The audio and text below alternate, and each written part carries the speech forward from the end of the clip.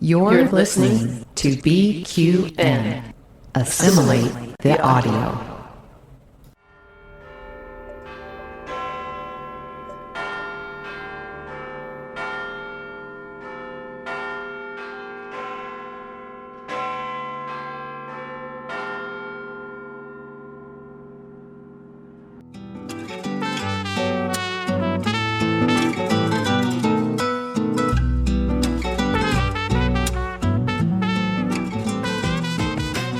Welcome to Cinema Z, a film discussion and review podcast on BQN.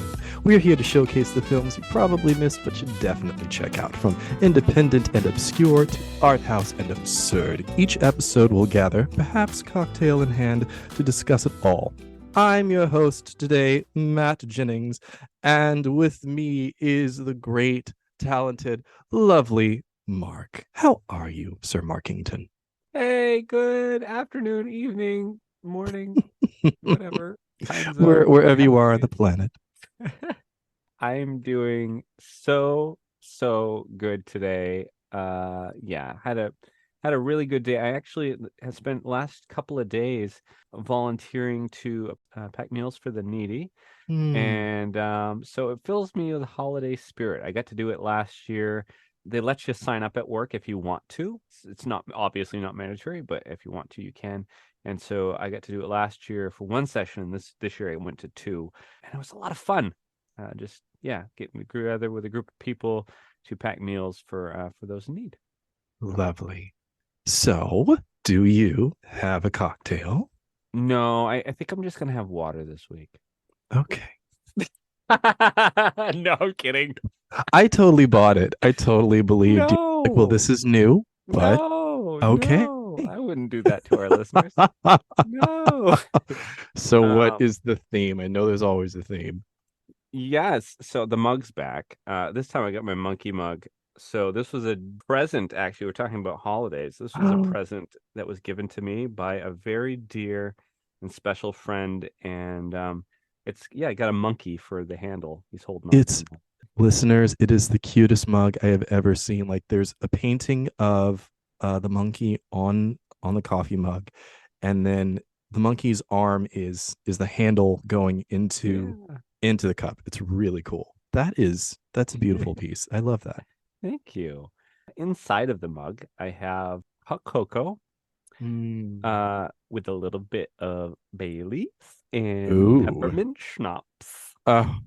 Delightful.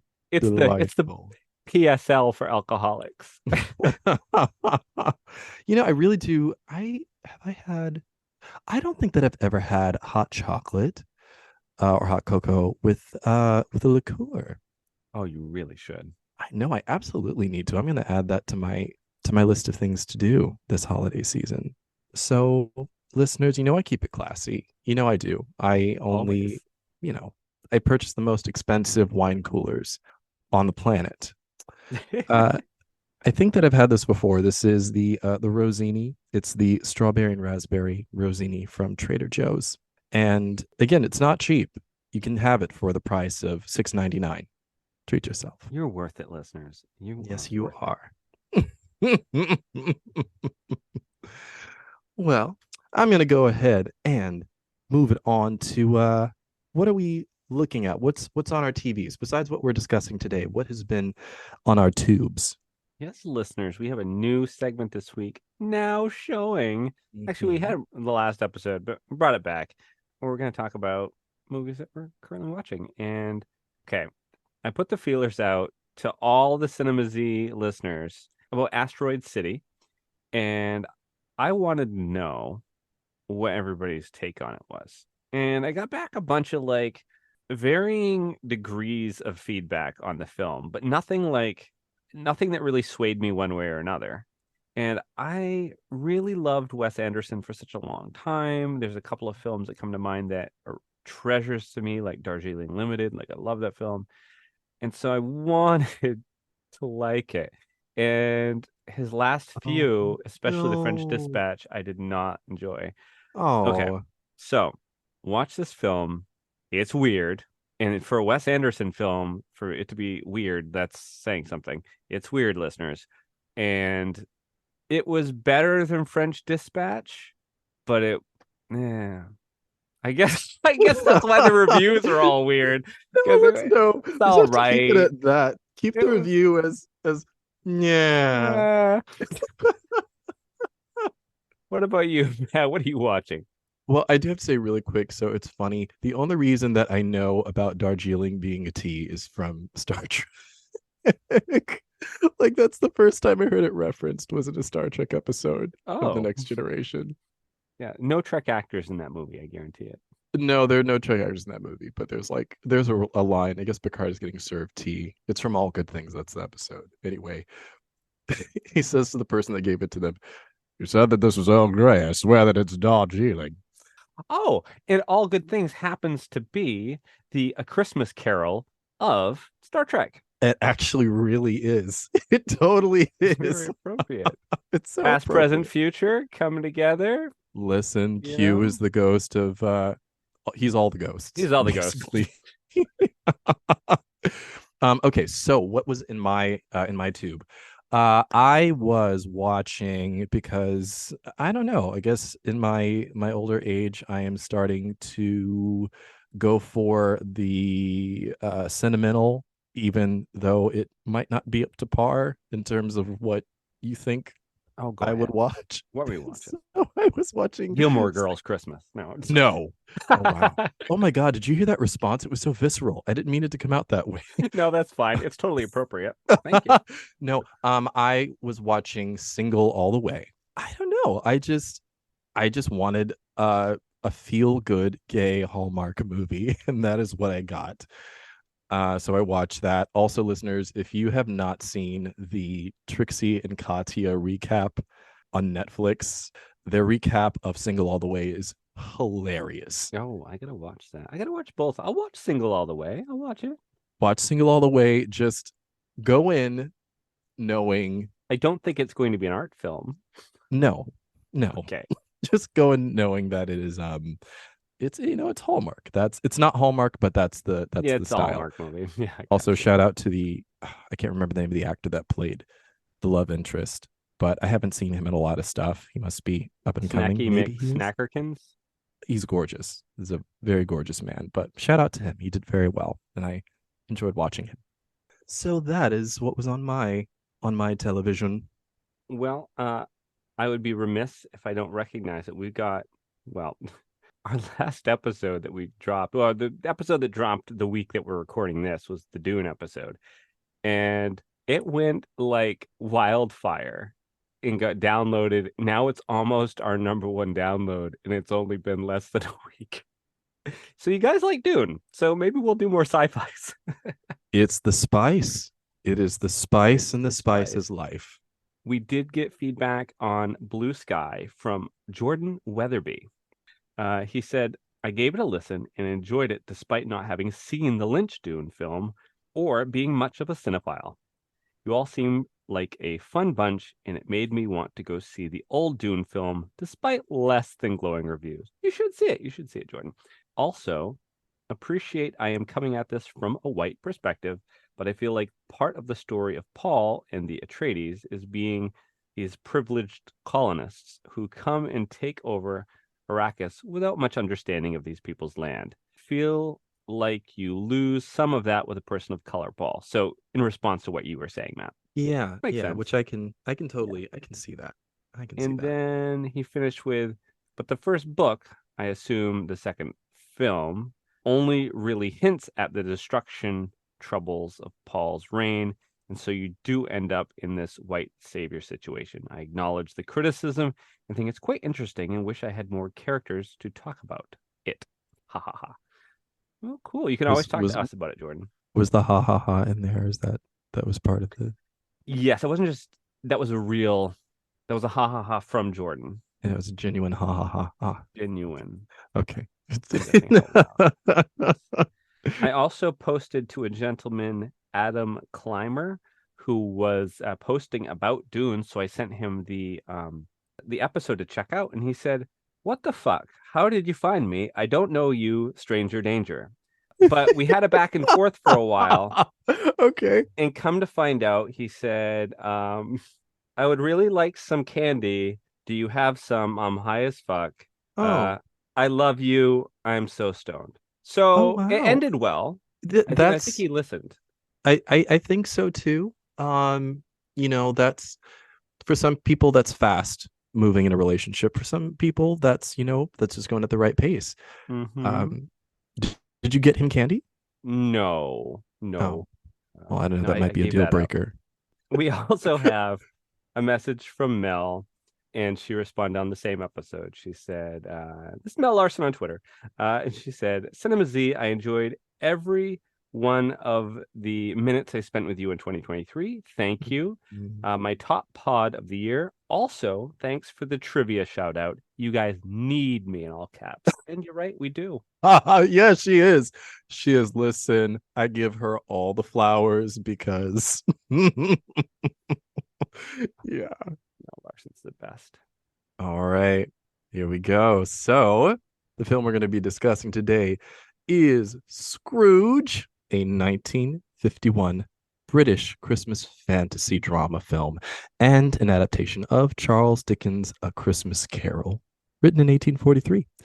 It stars Alastair Sim as Ebenezer Scrooge and was produced and directed by Brian Desmond Hurst. So, with that knowledge in mind, I wanted to kind of organize this pod in the theme of A Christmas Carol, posing the questions in Christmas past, present, and future. So we're going to kick it off with the past. Why did you want to watch A Christmas Carol? Well, I haven't seen it in years. And I think I told the listeners in the last episode that my Doris, hello, my name is Doris, my Doris, whose name is Norma, she's amazing. Oh, Hello, Norma's still a Norma. very Doris name, isn't it? Hi, Norma, by the way. Hello. Hi, Norma. She loves this movie and she grew up with this film. And oh, geez, years back, we briefly lived together, and Mm. she shared this as being one of her Christmas traditions that she would watch this film. And I don't think I've seen it since then. So I was really interested in seeing it, and I was delighted by a few things. I'm sure we'll probably get into it in the pod, but to kick it off, I was delighted that it was streaming in its entirety for free on YouTube without any commercials. Yes. That's a win. So I wanted to watch this movie because for me as well, I've grown up with this movie. This movie is probably one of the first versions of Christmas Carol that I've seen. It's this one and the Muppet Christmas Carol. But my mom showed me this version probably when I was about 5 or 6 years old. So it's been in the house forever, and it stays on my mind, and it stayed on my mind. The performance of Alastair in particular on his journey as Scrooge has always stuck out to me, as well as some haunting images from that movie, even though it doesn't have the Marvel budget of special effects or the Marvel technology. It No, doesn't but for have the 1951, huh? for 1951, that would have blown people's brains. Right? And it's still effective. And so that has those images have stayed with me. The scream that Marley has when he's coming to visit Scrooge. Oh my God, I still get chills thinking about it. And the image of the people that have passed on when Scrooge looks outside of his window. Oh, the And faces, yeah. oh my God, that creeped me out as an 11-year-old. Going back and watching it again, that creeped me out. So this movie This is the stayed with spooky me. season hybrid into the It holiday really season. is. Scrooge it could be a horror movie if it wanted. Yeah. That's why I wanted to get into it. Moving on, did you have any knowledge about this movie before? Well, like I said, I'd seen it with Norma years ago. I didn't grow up necessarily with this version. I think, like a lot of people, it was like probably the Muppets one that I Yeah. saw. As I got older, I watched the Sir Patrick one. I've seen that Yeah. one. So, there's variations. I think my favorite, actually, of all of them is Scrooged, the comedy from the Scrooged, 80s. yeah. I think in a lot of ways, like it stays pretty true to the actual story, I but mean, it with an does. injection of comedy, and that's just like, I don't know, priceless. I don't know. So that's usually my go-to. But it was really fun to come back and watch where it all started, because I think this was one of the first, if not the first, put on screen versions of A Christmas Carol. I think it was the first time they recorded it on video. Anyway, I think there's like, is there one from like 1930 something or 1940? No. Um, yeah. I mean, for me, again, the knowledge prior that I had to it was just my mom showing it to me when I was a kid, and so just it was on in the house every Christmas season. So I haven't seen it. I want to say in a year or two, maybe a few more than that. So it was a revisit to watch this movie for the pod again was a revisit, and a very interesting revisit, because I think I saw a lot more, probably now that I'm older as well. There are things that I connect to more emotionally than I would obviously if I was 5 years old, 11 years old. So this was a weighty watch, and I enjoyed it very we're much just so. well, we're just coming off something that you mentioned there. It's like it hits you differently now, and it's like we're just coming off from, well, one of the if not the longest Hollywood actors strikes that we've had, and Yeah. labor, especially in 2023, has been on all of our minds. And so I couldn't help but watch this with that mentality of like, okay, this is what life was like in Dickens' time, as far as like labor laws and how much you could work somebody, and time off, and the age of people that could be working, things like that. So I don't know if you want to talk about your feelings about that at all, because you are in a union. Scrooge was definitely, even though he does change, obviously his treatment of his staff was very much giving Miranda from Devil Wears Prada. Like Oh boy. it wasn't good. It wasn't very good at all. There's a line, and I'm sure it's in the book as well, where he joins the partner and takes over Fezziwig's place. Mm. And there's a worker that wanted to stay on from Fezziwig's. Oh, And so, like, what is the little dialogue like? he's like, I'll keep you on, but and He's what's like, your how much were what's you your getting current pay? paid? 5 shillings. Five He's- shillings. He's like, all right, you'll stay on for four. Yes, That was like it. I was like, wait a minute. that was Wait a cold. minute. But in some ways, this is a little bit of a time capsule, because I think with the way that things are going now with unions, and unions in a conflict with the higher ups, it seems to be a very timely global phenomena right now, or at least in the United States. I mean, we had the audio union on strike, we had the writers on strike, we had the actors on strike, we had the people working at the pharmacy, teacher. Like it's of the time, and things are changing. So But isn't it funny though that history keeps repeating itself, where we have situations where the wealthy in the United States, like the 1% that we say, the generalized 1%, yeah. hold so much of all of the wealth in their pockets compared to everybody else. And it's like, if you look back to even the 1950s, when this movie came out, 1951, right? Mm-hmm. You could work at a grocery store, be a grocer, and your wife could be a stay-at-home mom, and you could raise two kids and have a white picket fence and a house on that salary.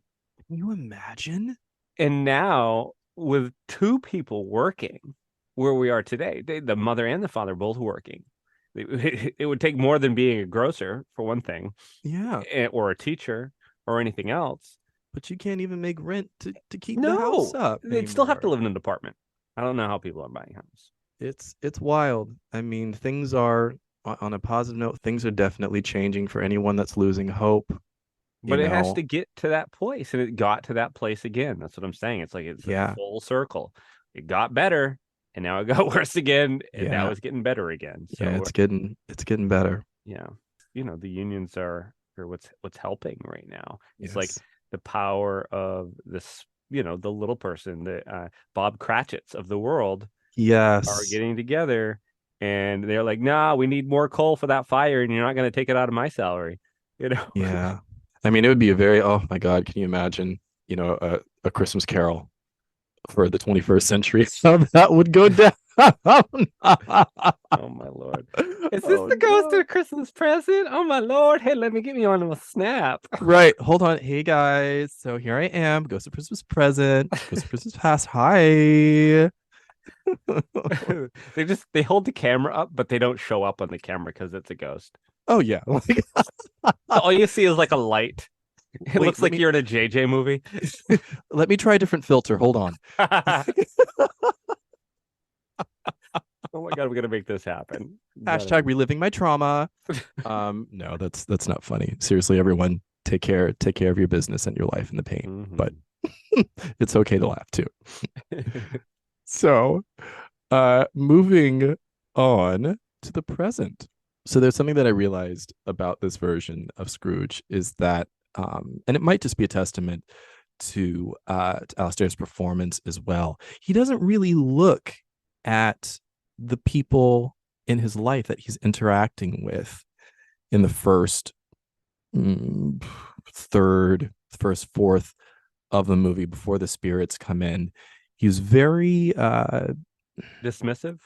He's very dismissive. I would say from the character's perspective, I guess the actor's perspective, his super objective is just, I don't know, protection, gain, money. It's tunnel vision. It's very much tunnel vision. That's something that I've noticed, that he's not looking at anybody, and it's not until the spirits show up that he's really taking things in and taking people in.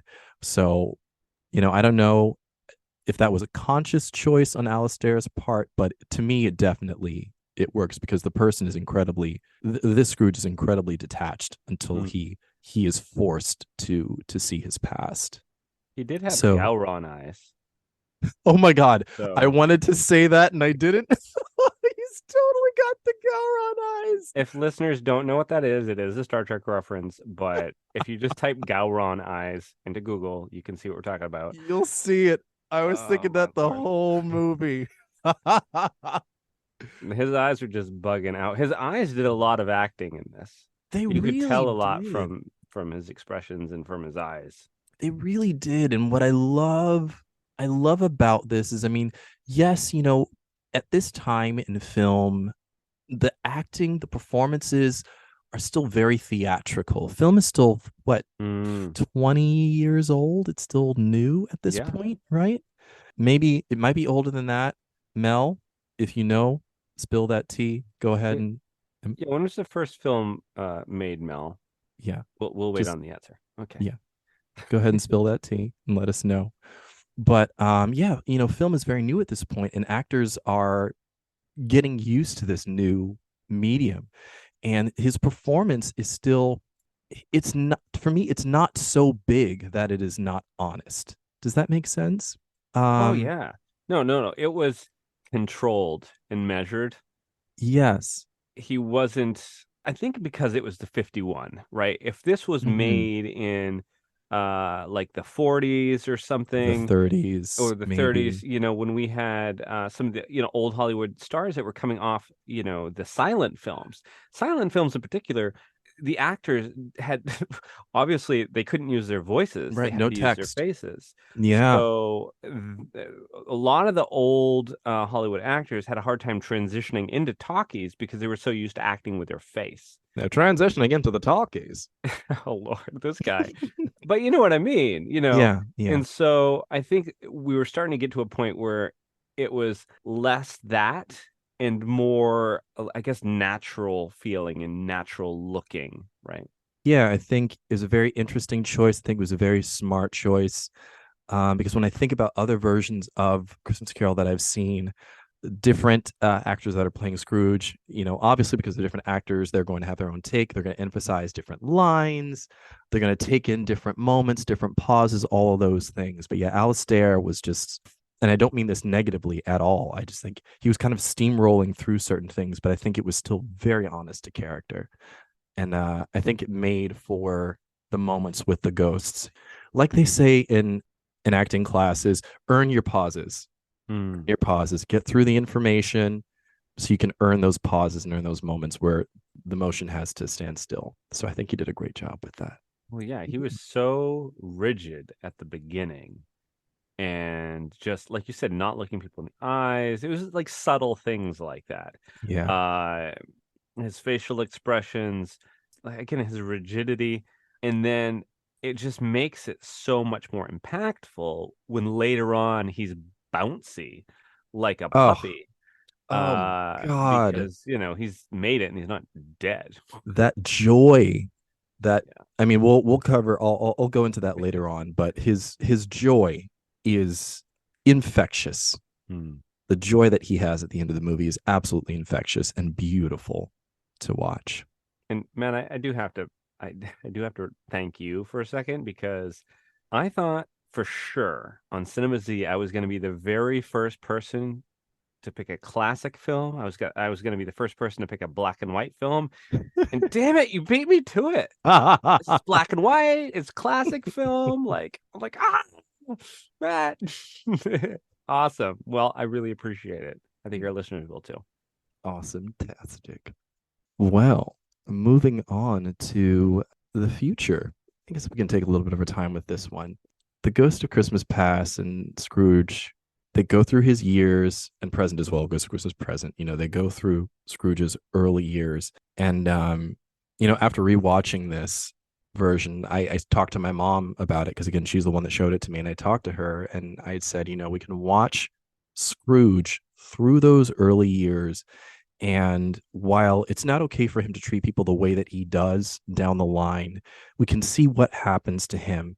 And to a certain extent, you can't blame him for how he ends up, at least. You can't blame him. You see that from a very early age. I think in the moment where we are revisiting his past, the Ghost of Christmas Past has a line where he says that even in school, his friends ostracized him or something like that. So the school itself, he just stayed inside and it became a safe haven of sorts because he was ostracized by his friends. And, at that young age for anybody, that kind of trauma, I know we throw that word trauma around all the time, but it's the best word that I can think of right now. That kind of stuff is going to be very influential and key to how you turn out later on down the line in your life. So we can't really blame him for how things ended up. And so I guess my question is, how do we, especially when things like that happen to us, how do we not become Scrooge? I guess it helps to be somewhat self-aware. Yeah. It helps that if you want to be a good person or even care about that. Right, but right. in order to have that happen, you have to have some people in your life, some positive influences in your life, I think, that are showing you love, showing you grace, even if it's one person, even if it's like, somebody, at your corner deli or something, and you go in there and they're just extra kind to you when you're in there. That can make the difference in somebody's day. But if you are just not around any sort of positive feelings or anything, and people just routinely just either dismiss you or treat you like crap, that's when you're going to get this type of Scrooge character, right? Yeah. Like they talk about, I guess, like in therapy and stuff, they'll talk about the plant, right? And you got to water the plant with positive energy to get it to grow, whatever. And there wasn't anybody watering his plant, and he wasn't either. Oh no, dude was dry. It was dry as Arrakis. Dry as Arrakis, yes. I can bring it back to Dune somehow. I mean, yeah, you're absolutely right. I think that he obviously didn't have any kind of healthy support, positive support around him. I think that maybe towards those latter years he did, but I think by then it was a little too late. I mean, his nephew, who he treats poorly, and we kind of see why he treats his nephew poorly, because Scrooge's mom died because of childbirth.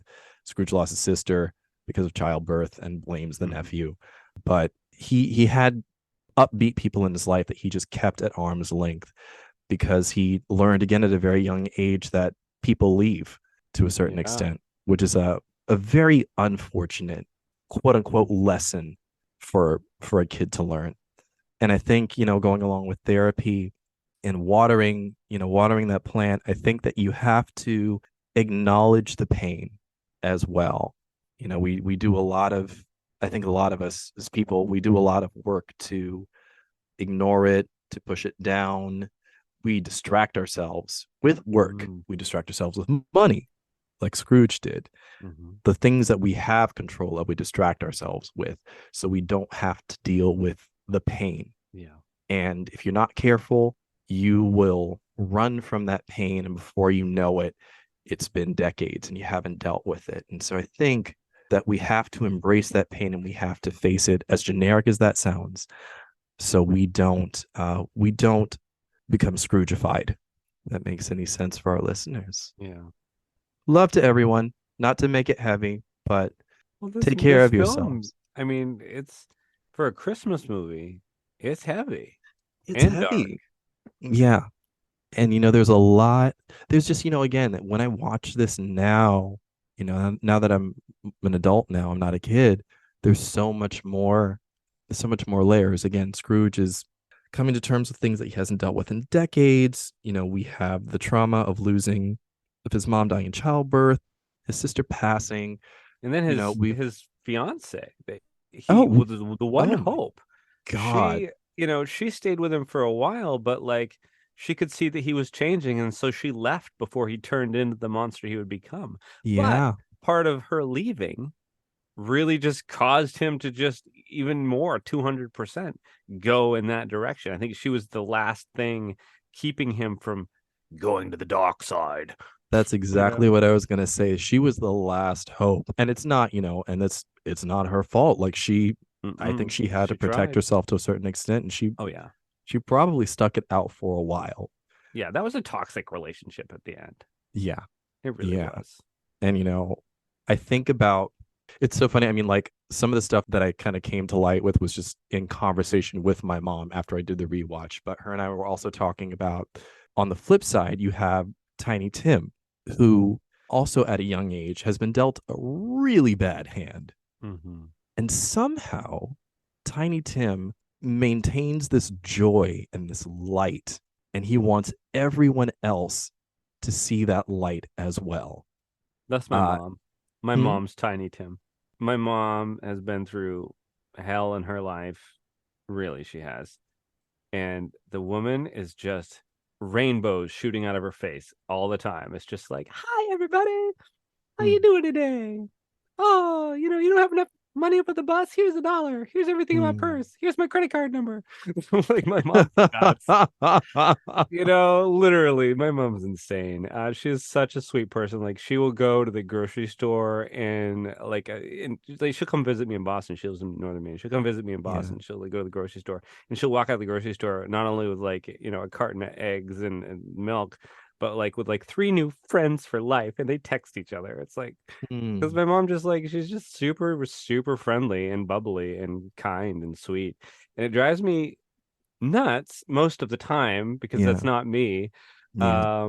But I love her dearly. She is a sweetheart, and I'm glad she's in my life. Yeah. I gotta say the same thing about my mom. Certain things have happened over the years that have I consider myself a very nice person, a very giving person, a very inviting person. But there are some things that have happened that I feel like sometimes I've kind of turned into the rogue Batman of no, you have to be careful in this city. Pray to me. Swear to me. I love that. Whereas my mom who grew up in Alabama, which is one of the most racist places on the planet. They're really kind to black people down there, aren't they? They're so kind to black people in Alabama. I'm just on a Tuesday, just go down there. Go down there after the sundown laws. That's what you should do. But somehow my mother's attitude and energy is still one of gratefulness at the end of the day. I'm trying to get there with certain things. I'm working on it. And sometimes, with what you said, Mark. Sometimes it is frustrating, but it's because I think I don't get how to get there. I just don't get it sometimes. But I think we need those Tiny Tims. Scrooge needed that Tiny Tim. Mm-hmm. And that's what did it, really. If you think about the Right, whole right. arc, it wasn't until he saw the death of Tiny Tim that he was like, all right, I got to feed this kid. I might be an asshole, but I Right. can't watch this little cripple kid die. Right. And also, like, shout out to moms, Mother Cratchit trying to keep the family together as well Mm-hmm. in all the chaos, and also speaking her mind. Mm-hmm. Speaking her mind about Scrooge. You did not invite him to dinner. What? No. That piece of shit. Fuck him. Right. I mean, it was the 1951 version. She didn't say that, but it was implied. But that was the subtext. That was subtext. If you want like a more raw version, watch A Christmas Carol and listen to Miss Piggy go off. For listeners, if you don't know, in Muppet Christmas Carol, Miss Piggy plays Miss Cratchit, and it's a joy. But yes, we need those people in our lives. We need those Tiny Tims. So find your Tiny Tims. Hold on to those Tiny Tims, everybody. They'll keep you going. So moving on, I think that something that was done well with this film was the simplicity in the imagery, especially the Ghost of Christmas Future's introduction. And all you see is this pale white hand, slightly off center, just staying there in front of in front of Scrooge's face, and just staying there. And I remember watching it in the rewatching, like, oh my God. It really is startling, and it stays there. And I'm like, I am uncomfortable right now. Like, I'm physically uncomfortable. Yeah.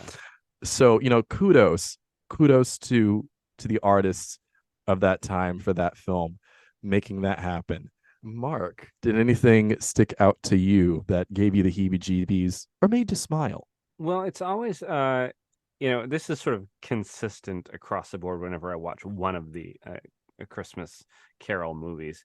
But when we were talking about earlier, like Scrooge just being really withdrawn and cold and not making eye contact, and he's being very dismissive, and he's going into his house and the doorknob changes, right? And it's the face of his late partner or what have you. Yeah. That's the first time he takes notice. And I don't know, it's just a great part of the film, but it's the first domino to fall, really, where he's going to be on that journey, and this is the first spirit really that he meets. And I love that it's his late partner who's recently died. It's the first supernatural element that's brought into this film. Mm-hmm.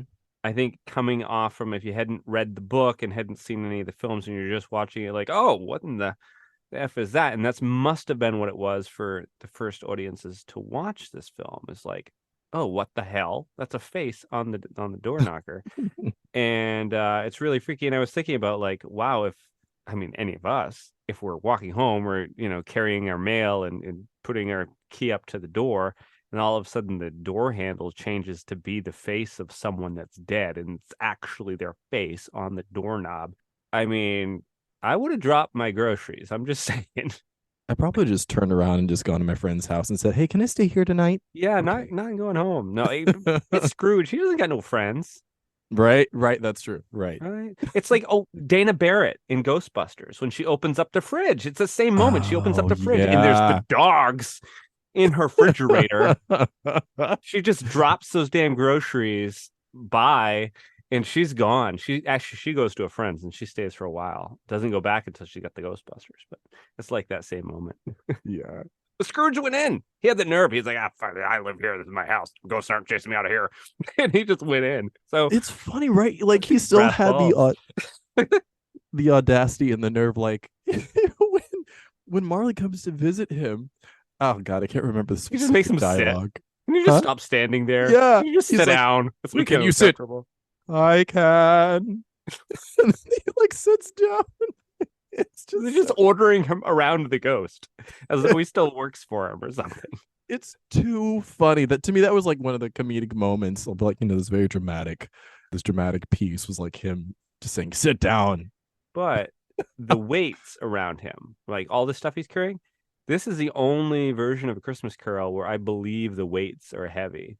Oh my God. Because like, if you watch the one with the Muppets or whatever, it's like, I mean, they're floating too. They're singing. Yeah. But this one, it's like he's lugging some like anvils and shit. It's like that's heavy weight, heavy burden, heavy chains wrapped around him. So they did a good job with that. Yeah. Any moments that made you smile? Maybe we'll get towards the end, but one of the director's cut segments. Well, I'll say is it the last one on the list or one of the? Yeah, I think it's the last director's cut segment that we have coming up. It's a moment in the movie that, particularly when I think of this film, is I always think of that scene. It's one of the best for me. I'll definitely say for me, the moment that made me smile is Alistair's joy, his absolute joy after coming back from the future. The joy is just infectious. That laugh, he's got a very iconic, very specific, vibrato-filled, high-pitched tenor laugh. That's the only way that I can think to describe it. That is just, it is so infectious. And I don't know, it made me smile even more so in the rewatch. His poor housekeeper, though. That poor woman. Oh my God. I thought she was going to have a heart attack. That poor thing. I was like, oh my God, her screaming was like death. It was blood like curdling. She was being murdered. Yes. I don't know. If I were a neighbor, I would have like knocked, said, "Hey."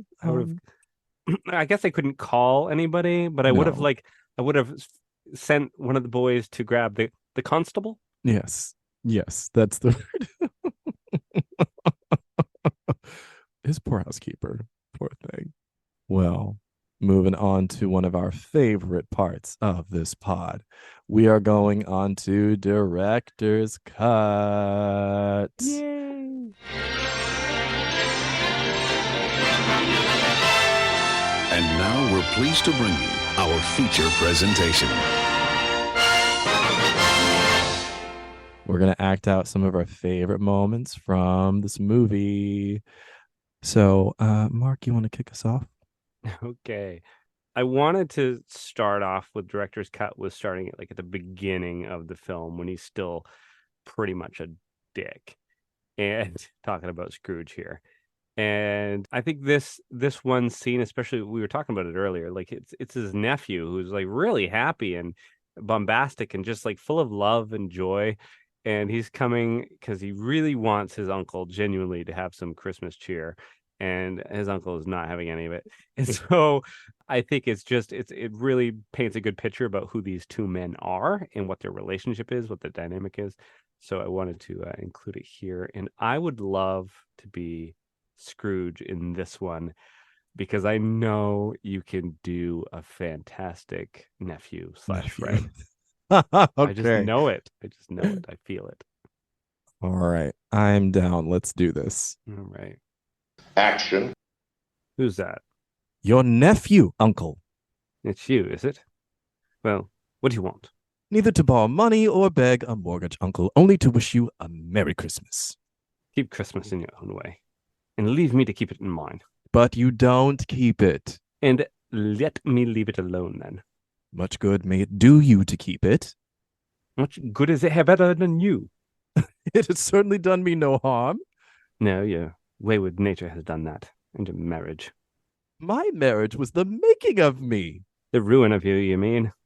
Why don't you come to see for yourself? If you don't take my word for it, come and dine with us tomorrow. No, thank you. But why? Why? Why do you get married against my wishes? Because I fell in love. You fell in love with a woman as penniless as yourself. Oh, good evening, Fred. We've never had any quarrel that I've ever been party to. I ask nothing of you. I came here in the spirit of bright goodwill, and I won't let you dampen it. So a Merry Christmas to you anyway, Uncle. Good evening and Happy New Year. Humbug. Cut. Yay, I get to say humbug. Oh, shit. Moving on to scene number 2.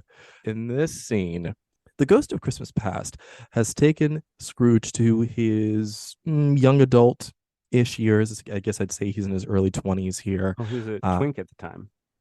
He was very twinkish, about to be twunkish, because he could have been, I don't know, maybe like borderline twunk. Yeah, after 25, like, you're geriatric in the gay community. Yeah, absolutely. So yeah, the ghost of Christmas Past has taken him to taken Scrooge to the time where he worked at Fezziwig's. Fezziwig's, was it a factory or just a shop? I thought it was a warehouse. It was like a warehouse. They processed shipments from like overseas. Okay. Because the funny thing is, listeners, so I used to think, and this is probably because it was one of the earliest versions that I saw, I used to think that because of the Muppet Christmas Carol, that Fezziwig's business was a rubber chicken factory for real, like in all of the versions of A Christmas Carol. You must have been very surprised when you saw this one and there were no chickens. So anyway, moving on. Here we go. Who are we doing? Who's what? What's happening? Oh, whoops. Okay. What do you want to do? It's your scene. Who do you want to be? I'll be Scrooge. I will do Scrooge. All right. Then I think I will pick the ghost of Christmas Past. Action. You recall this place, no doubt. Oh, recall it. Why, bless my soul. It's old Fezziwig's. I was an apprentice here. Look, there's old Fezziwig and Mrs. Fezziwig. Top couple. Oh, was there ever a kinder man? And yet, what does his potty cost him in your mortal money? 3 or 4 pounds at most. Is that so much that he deserves your praise? Oh, but it's not that. The happiness he gave us, his clerks and apprentices and everybody who knew him, it was as great as if it had cost a fortune. What's the matter? Nothing. Something, I think. No, just that I like to have a word with my own clerk, Bob Cratchit, just now. That's all. Cut. The English listeners are really going to come at me. I mean, they might fly to the United States to punch me in the face for my attempt at an English accent that went all over. I think it was Irish for a little bit, and then it might have been Scottish. I don't know. I have no idea where I was. I was in the UK. It might have been a chimney sweep. I don't know. And we're on to another scene, but who's what in here? Well, which one do you want to do for this one? I'll kind of leave this one up for... Oh, I don't care. I could do either. Either I is could juicy. do either. Yeah. All right. I'll be Scrooge again for this one. All right. And I will be Belle. All right. I'm going to try an accent for this one. To our English listeners, I apologize ahead of time. Don't come for me, please. Come for me. I coaxed him into it. Just to give this scene a little bit of a backstory. So we're at the point where the Ghost of Christmas Past has taken Scrooge to the breakup of him and Belle, the end of their relationship. Here we go. Action. Then you no longer love me. You no longer love me. When have I ever said that? In words, never. Well, in what then? In the way that you've changed, Ebenezer. But how have I changed towards you? By changing toward the world. It is such a terrible thing for a man to struggle for something better than he is. Another idol has replaced me in your heart. A golden idol is singular. The world that can be so brutally cruel to the poor professes to condemn the pursuit of wealth in the same breath. You fear the world too much. With reason. But I am not changed towards you, aren't you? Our promise is the old one. It was made when we were both poor and content to be so. If you have ever made that promise, tell me, would you seek me out and try to win me now? Of course I would. No. If you were free today, you would choose a direless girl with neither wealth nor social standing. You would now weigh everything by gain. I bring you nothing but repentance and regret. That is why I release you. You know I'm right then. I must bow to your conviction that you are. May you be happy in life, Ebenezer. May you be happy in life you have chosen. Thank you. I shall be. Goodbye. Cut. The struggle was real with that one. I had a hard time with those lines. I don't even. You think I speak half those words? I don't even know what the hell some of them meant. I mean, it's just an older an older language, an older time of It's language. almost Shakespearean. It really is. I mean, To can you modern imagine, ears. like, what would this be today? Today, if this was written today, there'd be like some furniture thrown. Like, it would be crazy. But bitch, all you care about's coin. I mean, right? Honestly, though, And with your the- Instagram followers. right? That's what it would be. That's exactly. I'm not what it even would be. on Facebook. Scrooge would be an influencer, right? Oh, for sure. He'd be this influencer, and Belle would be this earthy, organic. Like, she doesn't need She'd be any of Amish. the things. She might be Amish. We don't know, but like she would have no need for material things, and she would just be an out of place, 21st century person. Librarian. Huh? Librarian. She'd be a librarian. And he's like about to go to, I don't know, Scrooge is about to go to a TikTok party and No, he's stick going with to place right before Ibiza, they, for fuck's sake. Huh? He's going to Ibiza. yeah, like, I don't know. It's like right before the I don't know, the black tie event. And she's like, I'm not going. And he's like, well, I'm going to go anyway. I'm going to show up with or without you. But okay, moving on to the last scene 4. This was Mark, you wanna my give us- pick. Yes. This was, I just titled it Redemption. So this is right when he comes back after he just scared the shit out of his housekeeper. And he runs to the window and he throws the window open and he looks down and, anyway, he has a conversation with the boy and he's just full of joy and happiness. So I really want to be Scrooge on this one. All right, I'm going to be the kid. Oh my God. I got to find my Right. inner Pfeiffer. I mean, I'm gonna no, my inner Scrooge. Your inner Pfeiffer. Wait, where did Pfeiffer come from? Michelle Pfeiffer. I know, that's why I'm I gotta like- find the inner Pfeiffer. You're gonna okay, I was about to say, are you gonna do like Catwoman as Scrooge? Oh my God, that would be great. Oh my god, can you imagine? Hello there, you boy, you. No, just kidding. How much was Fezziwig paying you? Oh, he was paying me 5 shillings.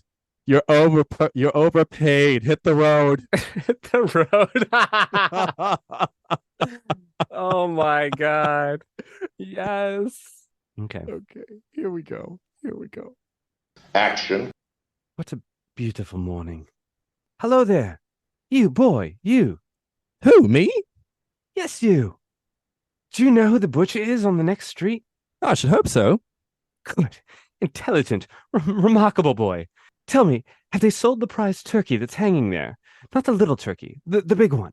The one as big as me. Oh, yes. Delightful boy. Oh, yes. Yes, my boy. The one as big as you. It's hanging there still. Is it? Then, well, then go and buy it. Okay. No. Wait a minute. I'm in earnest. Tell the butcher, bring it here, and I'll give him the name of the party that he's to send it to. Come back with the butcher, and I'll give you a shilling. Come back in less than 5 minutes, and I'll give you a crown. What an enchanting boy. Cut. Oh my God. That was Honestly, fun and ridiculous. In all honesty, it's just his joy. His joy is just so infectious. It's so infectious. And also, I'm going to say, on a serious note, something that I love to do is I love to randomly show up to, I don't know, a friend's event. If I have a fellow actor that's a friend that's in a play or something, I like to randomly show up to a performance. If it's someone that I haven't seen in a long time, I love to just go. And sometimes, you see that person's face and they're so surprised when you're there. And it's like, hi. It feels really good to sometimes randomly surprise somebody that way. I love that. I like doing that, like when I go home, like to visit like my family. Like they live pretty far away, so I don't make it at home very often. But then to pop into like a random relative's house or random like childhood friend's house and be like, hello. Yeah. And it's fun and joyful. It feels good. It feels good to do good for other people.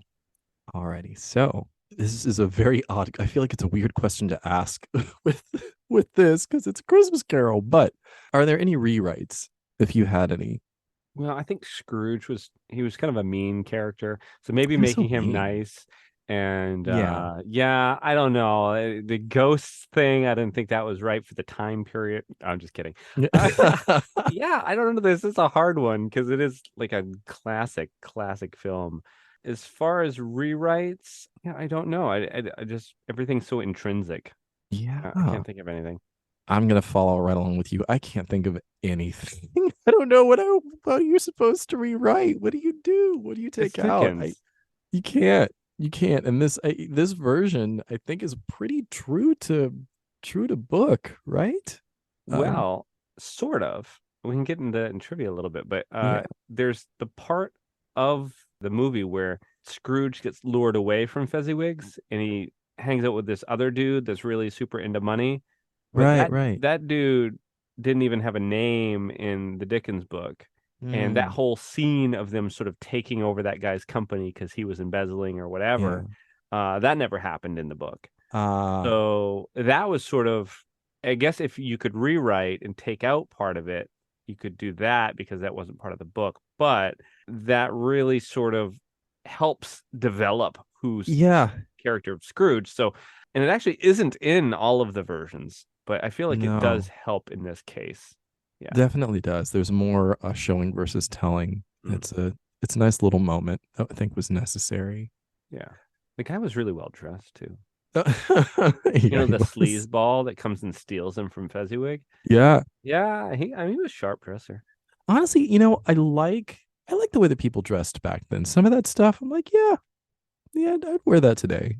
Matt, do you have a cape in your closet? I mean, yeah. I just wonder why like capes ever left fashion.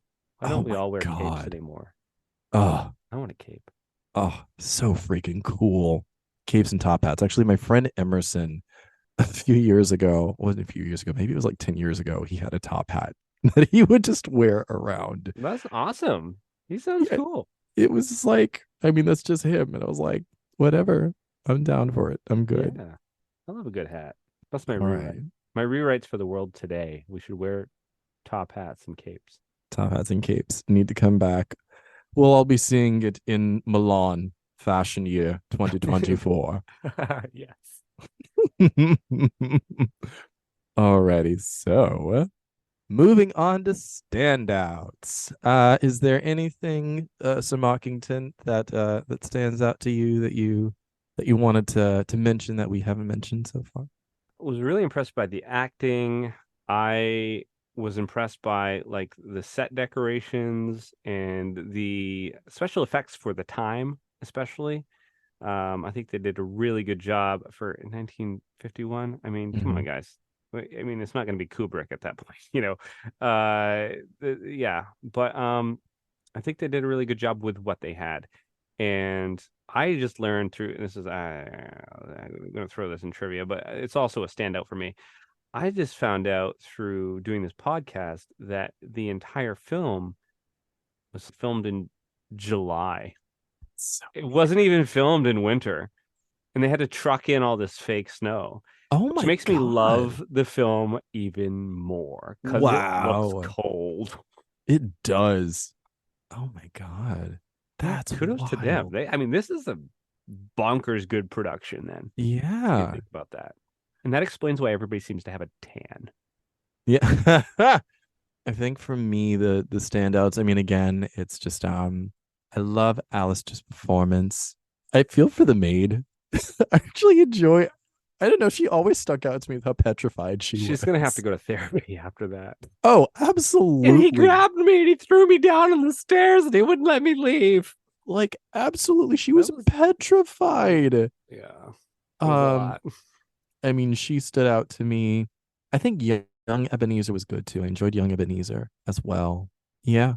Just shout out to the performances. I thought they were great. Again, that imagery, that white hand, that pale hand for the Ghost of Christmas Future. So moving on to some Trivia. Changes to the screenplay from the Charles Dickens book were made, mostly in the Christmas past sequence. Among these changes are reversing the birth order of Scrooge and his sister, so as to add that Scrooge's mother died giving birth to him, creating a character named Mr. Jorkin, and flashbacks of several incidents in Scrooge's past, his sister's death, meeting Jacob Marley, taking over Fezziwig's warehouse, and Marley's death, which do not appear in the book.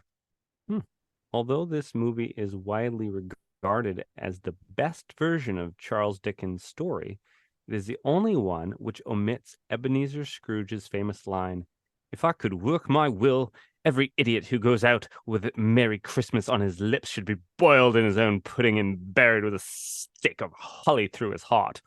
There we go, I tried.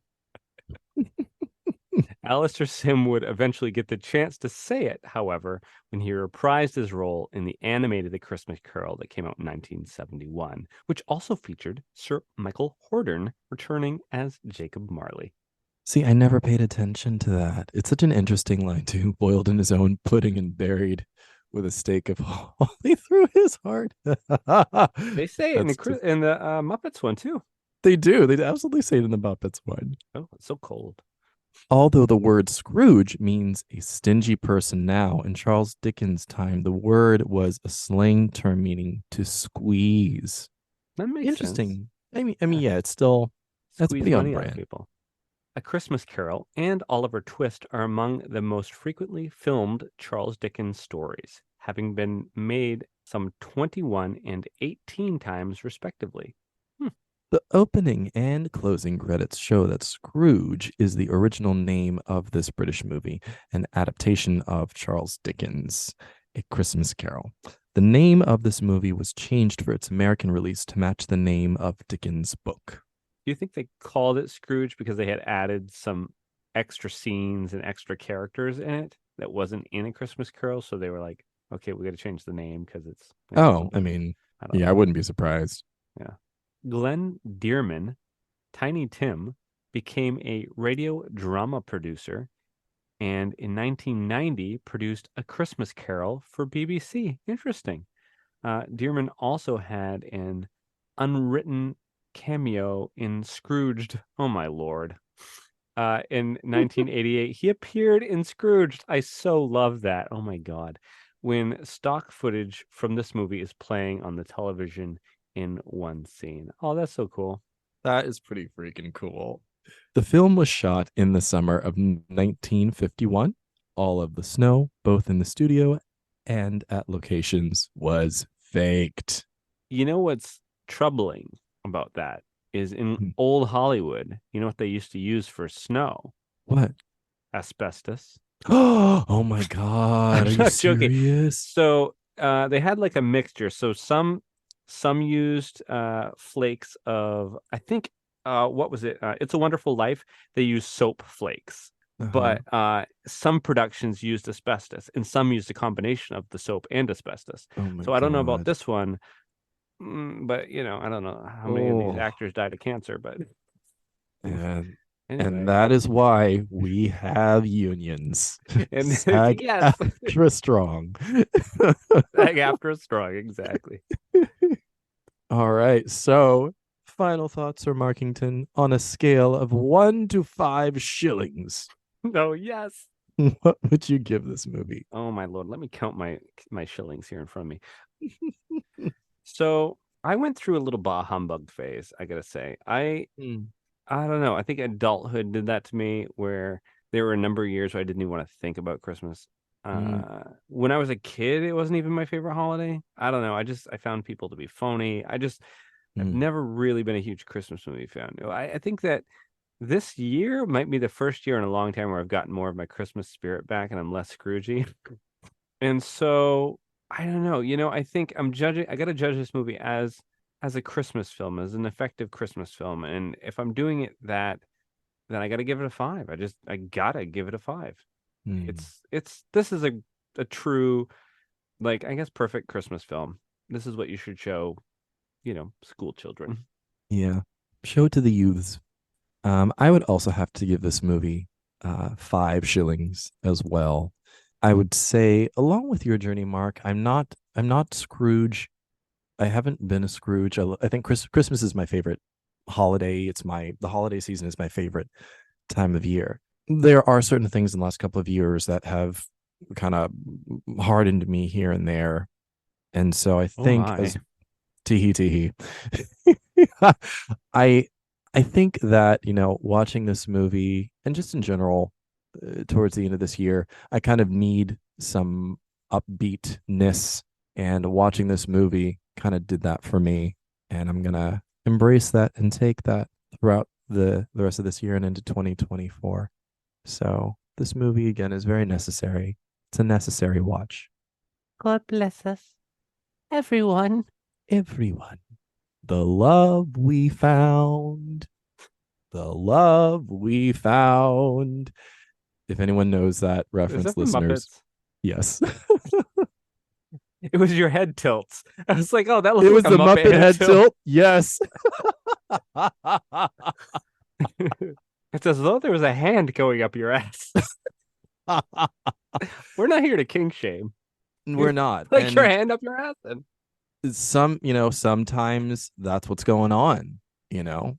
I do some of my best talking that way. What can I say? And lots of KY.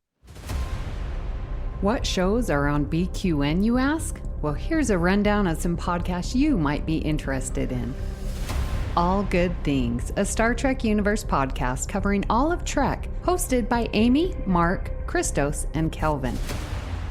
Bargain Bin Gamer, a YouTube show hosted by Davey, a self-proclaimed gamer who specializes in reviewing and showcasing affordable video games. If you're lost in the Delta Quadrant, check out The Captain's Couch, a Star Trek Voyager podcast hosted by Jeremiah sitting on Janeway's Ready Room couch. Cinema Z, a film discussion and review podcast showcasing films you probably missed but should definitely check out, hosted by Mark, Matt, and Laz. Beam Aboard the Galaxy Class, a Star Trek Next Generation podcast covering all of TNG, hosted by Amy, Joe, Rhea, and Kevin. History with the Szilagys, a snippet of historical events from around the world, hosted by Chrissy and Jason. For the newest Trek coverage, check out Infinite Diversity, hosted by Chrissy and Thad. Test your Trek knowledge with Treksperts Quiz, a Star Trek quiz show hosted and written by Davey. Union Federation, covering all things Star Trek and the Orville, which we all know is really a Star Trek show, hosted by Kyle, Kevin, Amy, and Haley. Spill the Tea with What's the Tea, Bev, a Trek current events and fan interview show hosted by Christos. And for our Patreon members, we have The Hive Mind, BQN's monthly roundtable discussion with hosts and listeners. It's Green, a cornucopia of topics hosted by Mark, and Amy's Math Moments, a quick look at math moments in Star Trek, hosted by Amy. We know you have a choice of podcasts to choose from, and we thank you for listening to BQN. Assimilate the audio. Well, next week, what do we have going on? next week, listeners, I'm going to bring it back to an artsy-fartsy place here. And we're going to be discussing Carol. Carol is a 2015 romantic period drama film directed by Todd Haynes. The screenplay by Phyllis Nagy is based on the 1952 romance novel. Oh, it came out a year after this. So anyway, 1952 romance novel, The Price of Salt by Patricia Highsmith. This was republished in 1990 as Carol. The film stars Cate Blanchett, Rooney Mara, Sarah Paulson, Jake Lacey, and Kyle Chandler. It's set in New York City during the early 1950s. Carol tells the story of a forbidden affair between an aspiring female photographer and an older woman going through a difficult divorce. Oh my, saucy. Have you not seen this film? I have not. It's a beautiful film. It's a dark film. When I was a kid, my parents were always trying to get me to read. They were both school teachers, and I did read a lot as a kid. But I think I remember the first book that really grabbed me and pulled me into its universe was the Talented Mr. Ripley series, which was also written by Patricia Highsmith. And I read The Talented Mr. Ripley and like all the other Ripley books. It's like a series of like 6 books or something like that. And I just read all of them, and they're dark, but there's also humor and there's just intrigue, and I don't know. So you had me at Highsmith, but then you throw in Cate Blanchett, who I will watch her read the phone book and eat it up. She's a treasure.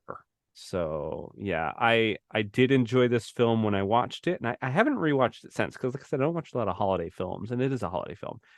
But I know I really enjoyed it on a lot of levels, and I hope you guys do too. Well, I look forward to giving it a watch. Well, listeners, we would love to hear what you thought of today's episode, and we'll hope you join our Facebook group, the BQN Collective, to continue our discussion there. You can also send your thoughts to @CinemaZPod on Twitter and BlueSky, and let us know if you'd like to recommend a film.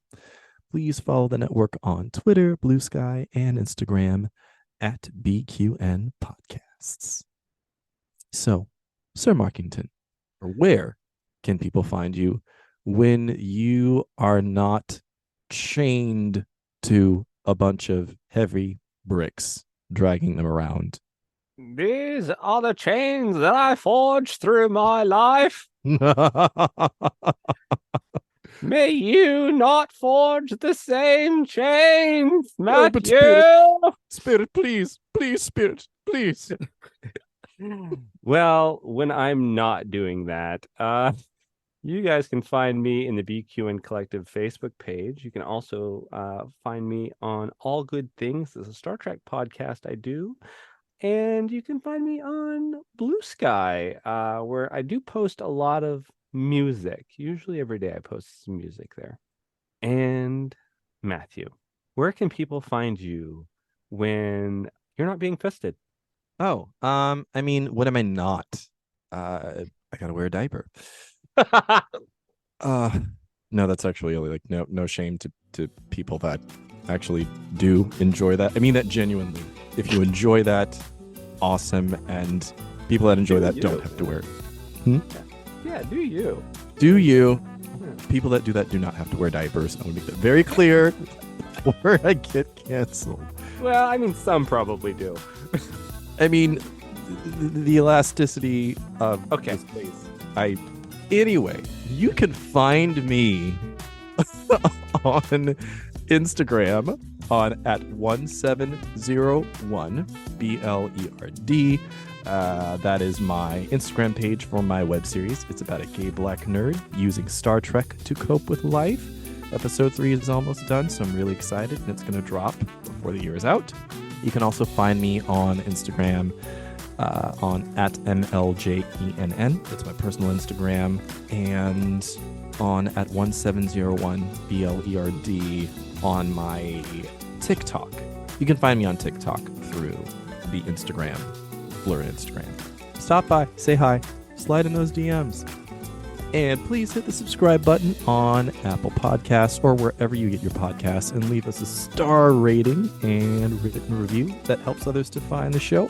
You can also follow the entire network's podcasts with our master feed by searching BQN.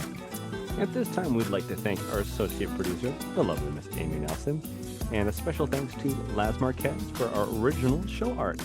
The opening and closing music for this podcast is titled Dancing Dead and was provided by Ketsa from the Free Music Archive, providing royalty-free music for content creators.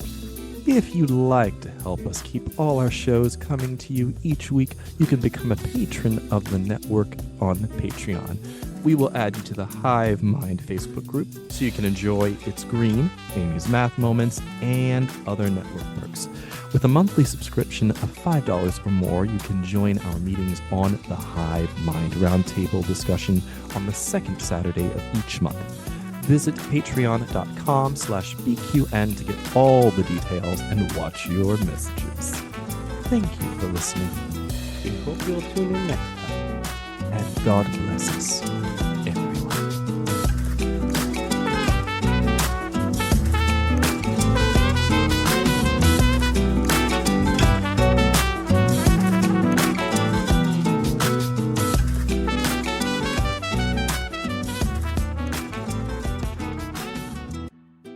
Hark the herald angels sing. Oh, I was gonna do Dabu, Dabu, Dabu, Doris. Something about Welcome Dabu. Christmas, Something everyone. Christmas. Dabu. Dabu, dabu, dabu. Dabu. Which one's that from? That's from That's from the Grinch. The Grinch. Yes. Remember the song there all the Who's are singing around the Christmas tree? Dabu, Doris, da. Dabu, Doris. Yeah, I don't Welcome know the lyrics. Christmas. Something, something. It came without boxes. It came without bags.